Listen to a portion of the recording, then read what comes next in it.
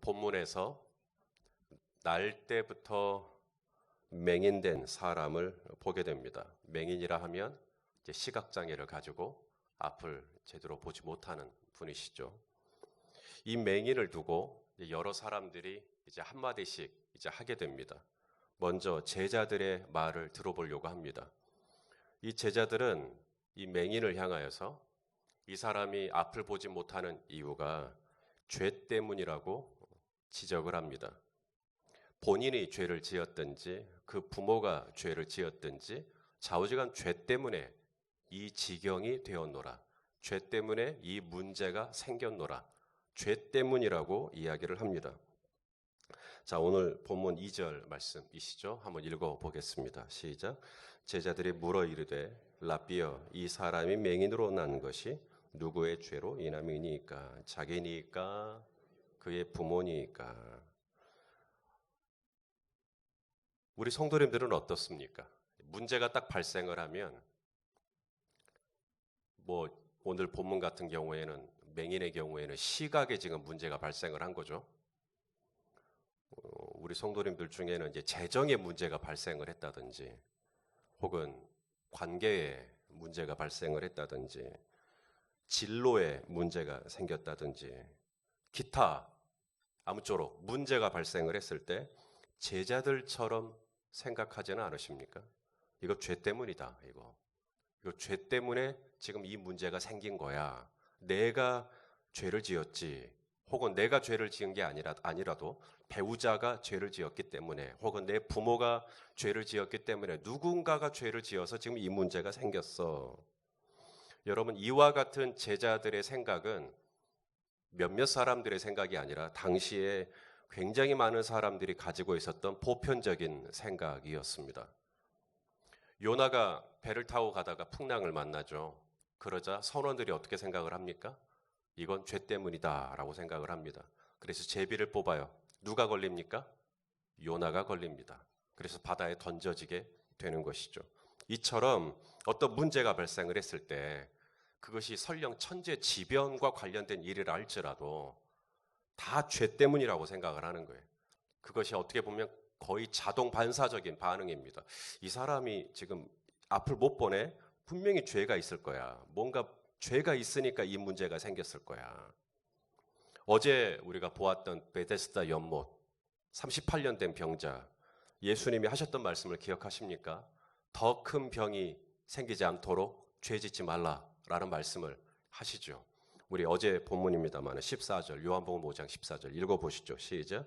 그 후에 예수께서 성전에서 그 사람을 만나 이르시되 보라, 내가 나았으니 더 심한 것이 생기지 않게 다시는 죄를 범하지 말라. 그러니까 죄의 영향력이 있다는 거예요, 없다는 거예요? 죄의 영향력이 있다는 얘기거든요. 그러니까 죄를 지으면 네 병이 깊어진다는 이야기니까. 죄와 질병의 상관관계가 있다. 죄와 여러분의 삶에 나타난 문제에는 분명히 상관관계가 있다. 그것이 틀린 건 아니다 라는 것입니다. 죄 때문에 시각에 문제가 생기고 죄 때문에 재정에 문제가 생기고 죄 때문에 내 신체의 건강에 문제가 생길 수도 있는 것이죠. 그런데 여러분, 여기에 맹점이 있습니다. 자, 두 사람이 있는데 한 사람은 책을 한 권 읽은 사람이고 한 사람은 책은 10권 읽은 사람이에요. 두 사람이 싸우면 누가 이길까요? 한 권 읽은 사람이 이길까요? 10권 읽은 사람이 이길까요? 10권 읽은 사람은 한 권 읽은 사람을 당해낼 수가 없습니다. 왜냐하면 한 권 읽은 사람은 내가 읽은 게 전부라고 생각을 하니까요. 한 권이 전체가 돼가지고 한 권밖에 모르는 사람을 누가 설득을 하겠습니까? 분명히 죄와 문제에는 상관관계가 있다고는 하나 그렇다고 해서 모든 문제를 인과응보 프레임으로 가져가 버리면 그것도 문제가 있습니다. 자, 아브라함이 가나안에 가죠. 내가 내게 지시할 땅으로 가라 해서 가나안에 갔어요. 갔다가 가나안에서 기근을 만나죠. 아브라함이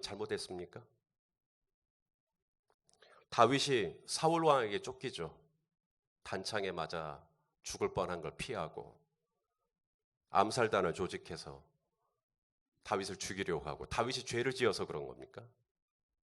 바울이 루스드라에서 전도할 때 사람들이 바울에게 돌을 던져 바울이 얼마나 돌을 많이 맞았던지 기절을 하고 사람들은 죽은 줄 알고 성 밖으로 시신을 버렸습니다. 바울이 죄가 있어서 그런 겁니까? 무엇보다도 우리 예수님 십자가에 발가벗겨져서 못 박혀 죽으셨습니다. 죄가 있어서 그런 것입니까? 말하지도 못하고 듣지도 못하고 보지도 못하는 삼중고의 장애를 가지고 있는 헬렌 켈러가 했던 유명한 말이 있습니다. 진짜 불행한 사람은 시력은 있으되 비전이 없는 사람이다. 진짜 맹인은 누구일까요? 날 때부터 맹인된 사람이 정말 맹인일까요? 아니면 시력은 있지만 모든 만사의 모든 문제를 다 죄 때문이라고 몰고 가는 죄자들이 맹인일까요? 오늘 본문에 또 다른 사람들이 나옵니다. 13절부터 보시면 바리새인들이 나와요. 우리가 12절까지밖에 안 읽었기 때문에 하지만 이제 오늘 여러분들은 이제 또 읽겠죠. 9장부터 12장까지 읽겠는데 13절부터 보시면 이 바리새인들 이들은 이제 맹인이 눈을 뜨자 무엇을 문제 삼냐면 안식일을 문제 삼아요. 자, 16절 말씀입니다. 읽어 보시죠. 시작. 바리새인 중에 어떤 사람은 말하되 이 사람이 안식일을 지키지 아니하니 하나님께로부터 온 자가 아니라 하며 어떤 사람은 말하되 죄인으로서 어떻게 이러한 표적을 행하겠느냐 하여 그들 중에 분쟁이 있었더니. 여러분, 예수님이 맹인의 눈을 뜨게 할 때 두 가지. 첫째, 침을 뱉어서 진흙을 이겨서 눈에 발라줬어요. 그리고 또 하나는 명령을 하셨어요. 이제 진흙을 발랐으니까 실로암에 가서 씻어라. 명령만 하셨다면 예수님은 아무런 문제가 없습니다. 안식일에. 그런데 지금 안식일에 예수님이 지금 뭘 어긴 거냐면 침을 뱉어서 진흙을 이겨가지고 눈에 발랐다. 이것은 노동에 속합니다. 그래서 그거 지금 문제 삼는 거예요. 그래서 노동을 했다라는 거예요. 안식일에 안식을 해야 되는데 노동을 했기 때문에 그는 하나님으로부터 온 사람이 아니고 그가 했던 이 모든 표적과 치료의 행위는 다 불법이 되는 거고. 여러분, 지금 무슨 일이 일어난 거냐면 날 때부터 맹인된 사람이 눈이 떠진 거거든요. 그냥 1년, 2년 어쩌다가 시력을 잠깐 잃었다가 그 사람이 다시 회복한 사건이 아니라 날 때부터 그는 한 번도 눈을 떠본 적이 없는 사람이에요. 하나님이 지으신 하늘이 어떻게 생겼는지, 들의 향기는 느껴지는데 꽃은 어떻게 생겼는지, 심지어 나중에 부모도 나오지만 부모님의 얼굴도 본 적이 없는 사람입니다. 그 사람의 눈이 떠진 거예요. 그런데 바리새인은 신이 납니까 안 납니까? 신이 안 나요. 이런 기가 막힌 좋은 일이 있었는데도 신이 나질 않습니다. 왜냐하면 안식일 때문입니다. 안식일 어겼다는 거예요. 안식일 어겼기 때문에 그는 불법을 행한 거라는 거예요. 여러분, 누가 맹인입니까? 날 때부터 시각에 문제가 생겨서 사랑하는 부모님, 형제, 친구, 어느 누구의 얼굴도 식별할 수 없는 그가 맹인입니까? 아니면 안식일이라고 하는 그 종교적인 법에 딱 매여가지고 매사에 그렇게만 사람을 몰고 가는, 그래서 이게 법이냐 아니냐 이것만 가지고 정말 기뻐해야 할 일을 기뻐하지 못하는 그들은 맹인이 아닙니까? 또 다른 사람들이 나옵니다. 이제 18절까지 가시게 되면 유대인들이 나와요. 이 유대인들이 이렇게 반응을 합니다. 자, 18절입니다. 시작. 유대인들이 그가 맹인으로 있다가 보게 된 것을 믿지 아니하고 그 부모를 불러 묻되. 지금 유대인들 앞에서 일어난 일, 무슨 일입니까?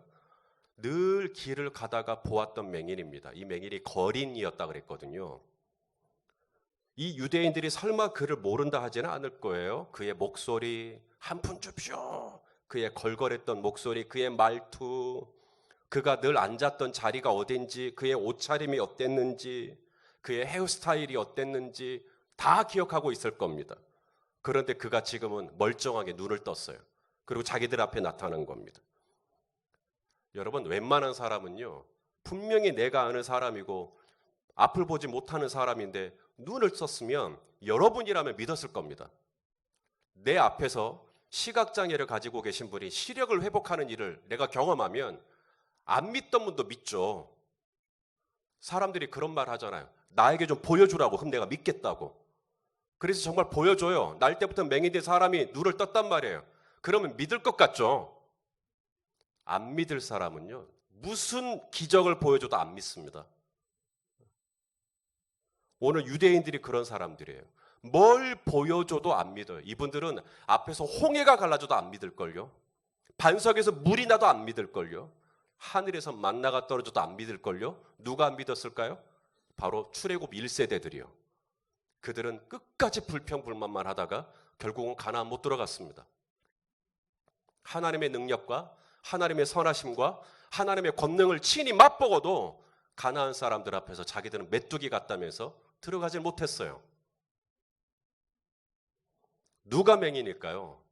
날 때부터 시력을 가져본 적이 없는 그가 맹인일까요? 아니면 어떤 문제만 생기면 이거 다 죄 때문이라고, 이거 누군가 죄 때문이라고 그 죄를 찾아다니는 제자들이 맹인일까요? 아니면 이거 언제 일어났냐고, 안식일이지 않냐고, 안식일에 일어난 것은 불법이라고 찾아다녔던 바리새인들이 맹인일까요? 아니면 뭘 보여줘도 무조건 냉소적으로 난 안 믿겠다고 잡아떼는 유대인들이 맹인일까요? 자, 날 때부터 맹인이었던 이분이 어떻게 시력을 갖게 되었는지 보려고 합니다. 그는 앞을 보지 못하는 사람이었어요. 그런데 그가 오늘 눈을 떴습니다. 어떻게 그게 가능하죠? 실로암에 가서 눈을 씻었기 때문입니까? 그가 눈을 뜨게 된 것은 예수 그리스도를 만났기 때문입니다. 만일에 맹인이 예수님을 만나는 게 아니라 제자들을 만났다면 어떻게 됐을까요? 제자들을 만났다면 이 맹인은 그야말로 고통 그 자체입니다. 왜냐하면 제자들은 이 맹인을 만나면 죄를 지적할 거예요. 당신은 이런 죄가 있구나. 당신은 이런 죄가 있구나. 당신은 이런 연약함이 있구나. 당신은 이런 부족함이 있구나. 당신은 이런 문제가 있구나. 당신은 이런 단점이 있구나. 그게 제자들입니다. 그런 사람들하고 계속 있으면 사람 죽습니다. 욥의 친구들이 그래요.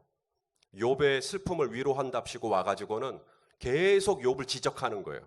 당신은 이래서 문제야. 당신은 이래서 문제야. 당신은 이래서 문제야. 그래서 당신의 삶이 이렇게 비굴해진 거야. 성도 여러분, 죄만 찾는 사람들 멀리 하십시오. 죄만 찾는 사람들 어울리지 마십시오. 어울릴수록 당신의 영혼은 더 어두워집니다. 그러면 누구를 만나야 되느냐? 오늘 이 맹인이 누구를 만나냐면 예수 그리스도를 만납니다. 예수님과 서로 교제합니다. 예수님은 그 사람의 죄를 지적하거나 그 사람의 연약함을 지적하거나 그 사람이 뭐가 문제다라는 걸 지적하는 게 아니라 예수님은 이 사람과 만나서 누구를 이야기하냐면 하나님 이야기를 합니다. 하나님 이야기 하시는 분을 만나셔야 돼요. 오늘 예수님이 이렇게 얘기를 해요. 3절입니다. 읽어보시죠. 시작. 예수께서 대답하시되 이 사람이나 그 부모의 죄로 인한 게 아니다. 그에게서 하나님이 뭔가 하실 일이 있기 때문이다. 이렇게 말씀하시는 분을 만나세요. 이것도 문제고 저것도 문제고 하여간 이것도 문제고 이런 분 만나면 당신의 영혼은 짜풀어집니다. 그런데 만나면 하나님 이야기 하시는 분이 계셔요. 뭔가 하나님이 하실 일이 있겠지. 예수님은 어떤 분이시냐면 이 날 때부터 맹인이 됐다라는 건 정말 불행한 일이에요. 그런데도 예수님은 그 와중에도 형제님, 자매님, 하나님께서 뭔가 하실 일이 있는 것 같다고 그렇게 하나님에 대한 소망을 심어주시는 분이셨습니다. 누가 내 눈을 뜨게 해주실 것인가? 누가 내 삶에 닫힌 이 문제를 해결해 줄 것인가? 날 때부터 한 번도 해결된 적이 없었던 이 답답한 문제를 누가 해결해 주실 것인가? 사랑하시는 여러분, 계속 이 문제가 발생된 죄를 찾아다니실랍니까? 킁킁킁킁 냄새를 맡으면서 이건 내 아내가 잘못한 거야. 이건 내 자식이 잘못한 거야. 이건 내 부모가 잘못한 거야. 우리의 문제는 해결될 수가 없습니다. 나의 이 닫힌 문제, 그래서 한 치 앞도 볼 수 없는 이 문제를 해결할 수 있는 유일한 빛은 예수 그리스도이십니다. 오늘 우리 백윤호 집사님의 마지막 기도의 말미에 빛이 되신 예수 그리스도의 이름으로 기도합니다. 오늘 제 설교의 포인트를 어떻게 아시고, 여러분, 내 이 어두운 눈을 밝게 해줄 수 있는 분은, 나의 이 가뜩이나 나도 아는데, 내가 얼마나 부족한지 내가 아는데 계속 그것 지적하는 그분들하고 있으면 당신의 영혼은 숨을 쉴 수가 없어요. 목사님, 하나님의 선하신 뜻이 있을 겁니다. 하나님이 일하실 것입니다. 하나님이 주장해 주실 것입니다. 나로 하여금 다시 한번 하나님을 환기시키고 하나님을 기억하게 하고 하나님께 소망을 품게 할 수 있는 그런 메시지를 가진 저와 여러분 될 수 있기를 소망합니다. 예수님이 진흙을 이겨서 눈에 바르죠. 그리고는 이렇게 말해요. 실로암 못에 가서 씻어라. 여러분, 실로암이라는 뜻이 있다 그랬죠. 뭐죠? 보냄을 받았다. 자, 몇 절이죠? 7절이네요. 제가 7절을 키노트로 준비를 못했으니까 여러분 성경을 읽으시고 같이 보겠습니다. 시작. 이르시되 실로암 못에 가서 씻으라 하시니, 실로암은 번역하면 보냄을 받았다는 뜻이라. 이에 가서 씻고 밝은 눈으로 왔더라. 할렐루야. 실로암을 번역을 해주시네요. 그냥 실로암에 가서 씻어라 하고 실로암 위에 번호 1번, 각주 이렇게 달릴 수도 있잖아요. 그리고 보냄을 받았다 이렇게 해석이 될 수도 있는데, 각주를 달지 않고 사도 요한이 친절하게 실로암의 뜻을 번역을 해주고 있다는 건 의도적인 겁니다. 자, 실로암의 뜻이 뭐라고요?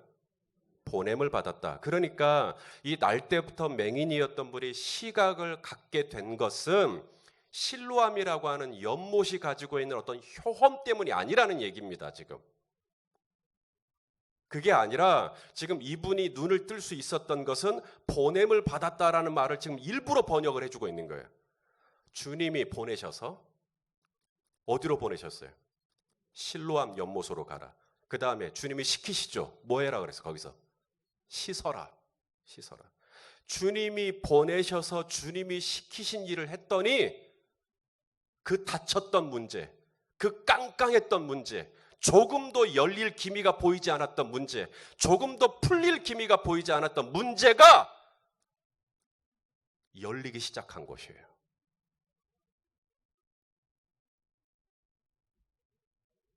엘리사가 아람 장군 나아만 한센병에 걸렸었죠. 찾아옵니다. 저 좀 고쳐주십시오. 엘리사가 말하죠. 요단강에 가서 7번 몸을 담그십시오. 어떻게 하죠? 그대로 합니다. 그대로 합니다. 그랬더니 어린아이 피부처럼 좋아졌다는 겁니다. 그러면 저와 여러분도 요단강 가서 몸을 담그면 어린아이처럼 피부가 좋아질까요?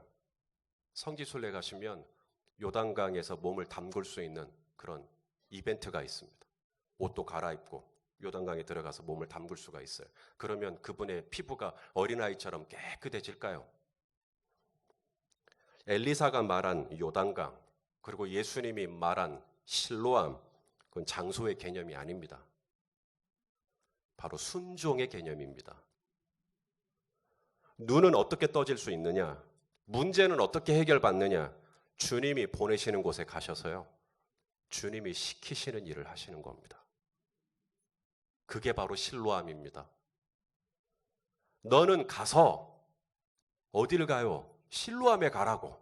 실로암에 가서. 그럼 저 거기서 뭐예요? 씻으라고. 거기 가서 씻으라고. 몇 번이요? 7번 씻으라고. 은혜는 어디에 있느냐? 주님이 말씀하실 때 아멘 하는 자리에 은혜가 있습니다. 주님이 있으라 한 곳에서 주님이 하라는 일을 하면 당신의 문제는 거기서부터 해결받을 수가 있습니다. 건강에 열리고, 재정에 열리고, 관계가 열리고, 창의적인 아이디어도 거기서 열리기 시작해요. 주님이 말씀하신 곳에 머무를 때 하나님의 신선한 기름 부으심이 계속 제공됩니다. 근데 그 자리를 벗어나잖아요. 그 자리를 벗어나잖아요. 에덴 동산에서 추방됩니다. 하나님의 은혜가 있는 그곳에서 더 이상 머물 수가 없는 거예요. 실로암은 어디에 있느냐? 예루살렘에 있는가? 그러지 아니라는 겁니다. 실로암은 바로 주님이 나를 보내신 모든 곳이 실로암입니다. 오늘 주님이 나를 가정으로 보내시면 가정이 나의 실로암이고, 나를 일터로 보내시면 이 일터가 실로암이고, 오늘 주님이 나를 교회로 부르시면 이 교회가 나의 실로암이고, 이 실로암에서 뭘 해야 됩니까? 오늘 주님이 나에게 하라고 하신 일을 하면 돼요. 그 일을 감당할 때 하나님의 은혜가 저와 여러분의 삶에 고갈되지 않고 부어지는 것을 믿으실 수 있기를 바랍니다. 실로암으로 잘 가십시다. 실로암으로 잘 가셔서 씻으라 그러면 씻고, 섬겨라 그러면 섬기고, 이 말을 해라 그러면 이 말을 하고, 오늘도 주님이 저와 여러분을 보내셔서 저와 여러분에게 시키시는 일들을 잘 감당하는 충성된 하루가 되시기를 예수님의 이름으로 축원합니다.